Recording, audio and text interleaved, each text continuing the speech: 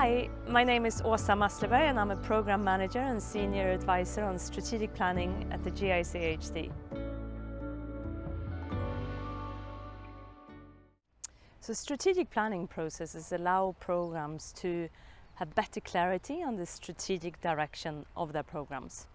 So the idea here is that the strategy document should really address these issues that are identified through these context analysis exercises, which will enable the strategic documents to be more realistic and actually truly address the key issues that are faced in the program. We tend to have a results-based management approach when we support countries. A results-based management approach will also allow the program to monitor the implementation of the activities.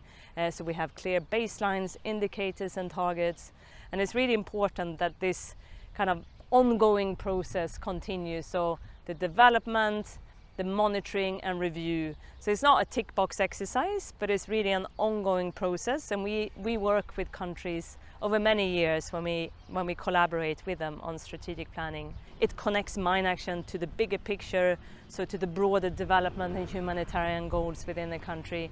And we've seen in many programs that can really provide the mine action program with quite a useful tool to make sure that they communicate along the same lines to the government and to international donors.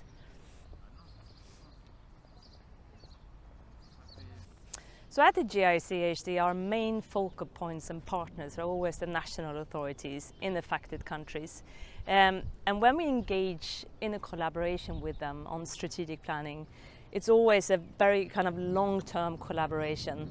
And that allows us to develop solid relationships and build trust. And we always make sure that national ownership is a key guiding principle of our support and of our collaboration. Many national authorities have pointed out that the fact that we are seen as an external and neutral partner places us in quite a specific position, which allows us to also capitalize on the fact that we work at the global level.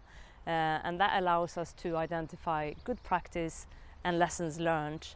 So while many of the issues that we face in specific mine action programs are very context specific, we have also identified many challenges that reoccur in many of these programs.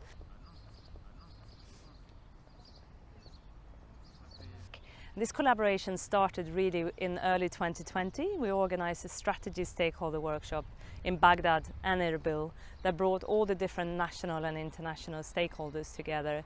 Then that process continued with online meetings. We had a strategy validation workshop in Baghdad in June last year.